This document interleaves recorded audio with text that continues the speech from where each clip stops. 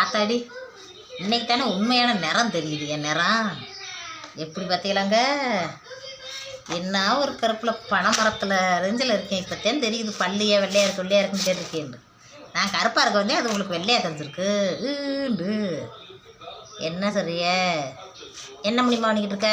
கீழே குனிஞ்சு என்ன பண்ணுறேன் கேட்காதிய. சமோசாவுக்கு சீட்டு ரெடி பண்ணி கட் பண்ணிக்கிட்டு கிடக்கேன். வேலை வெட்டியை பார்த்துக்கிட்டு கிடக்கேன்.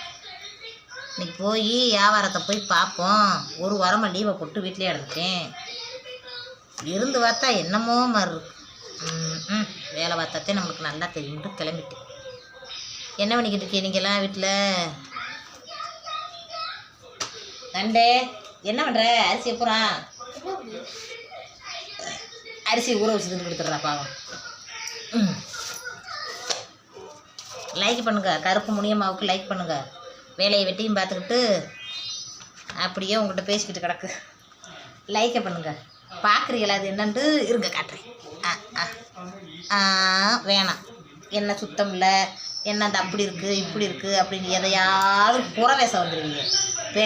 பானிபுரி அப்படியே காலில் விட்டு தப்புன்னு மிதித்து அப்படியே மூத்திரத்தை கூட மோண்டு இதே ரசம் மோந்து கொடுக்குறான்னு காட்டினா அதை வாங்கிக்கிட்டு மந்துன்னு குடிப்பீங்க. என்கிட்ட சொல்ல வந்துடுவீங்க, என்னக்கா சுத்தம் இல்லாமல் இருக்குது, என்னக்கா அப்படி நறுக்கிக்கிட்டு இருக்கியே, என்னக்கா இப்படி உட்காந்துருக்கியேன்ட்டு. இது எதுக்கு வம்பா? அடியே டோரி முனை குறைடி, இப்படி டோரி மோனும் சேர்ந்து என் கூடயே கற்றுது. குறைச்சி விட்றேன், நீ தான் பார்க்காம அங்கிட்டு போயிட்ட. நண்டே லைக் பண்ணுங்கப்பா, லைக் பண்ணுங்க மக்களே. லைக் பண்ணிவிட்டு மழை தண்ணிமா பெய்யுதா உங்கள் ஊரில்? எங்கள் ஊரில் வெறும் காற்றா அடிக்குது. லைக் பண்ணிட்டு கமெண்டில் சொல்லுங்கள் உங்கள் ஊரில் என்ன நிலவரம்.